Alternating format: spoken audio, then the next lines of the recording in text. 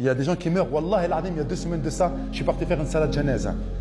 Pareil, 3 enfants, ils étaient là. J'ai pris son fils, je le prenais dans mes bras. Il avait 36 ans. Alhamdulillah, il travaillait dans une boulangerie. Il allait faire salat al-Isha. Son collègue lui a dit, vas-y, va faire salat al-Isha, après je le fais moi. Il fait, non, on l'a fait ensemble, on va gagner 27 hasanat. Parce que lorsqu'on l'a fait jama'a, c'est multiplié par 27. Il a dit, ok, vas-y, pas de problème. Ils ont fait la salat janaza ensemble. Wallah, il montait les escaliers, il était dans le sous-sol, là où on faisait les baguettes. Il montait les escaliers, oh, c'est moi la billah, il m'a raconté. Il s'est assis comme moi, je me suis assis, et d'un seul coup, sa tête allait partir à l'arrière. Rupture d'anévrisme, il est mort.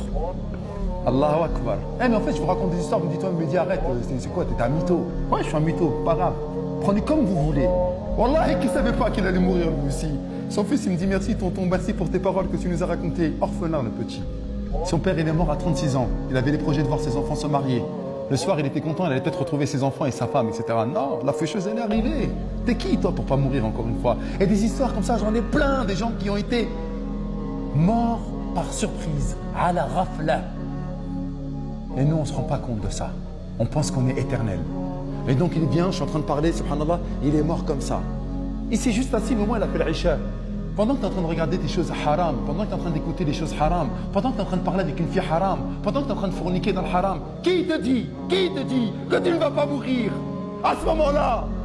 Parce qu'Allah t'a donné des décrets, t'a donné de la chance de pouvoir continuer à vivre. Ouais, tu cries, bien sûr je crie. Parce que imaginez-vous, en fait vous vous rendez même pas compte. Pourquoi Mehdi tu cries? Mais imaginez mourir comme ça.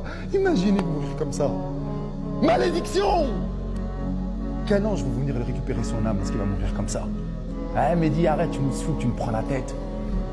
Moi ce qui me fait peur c'est qu'on fasse partie de cela.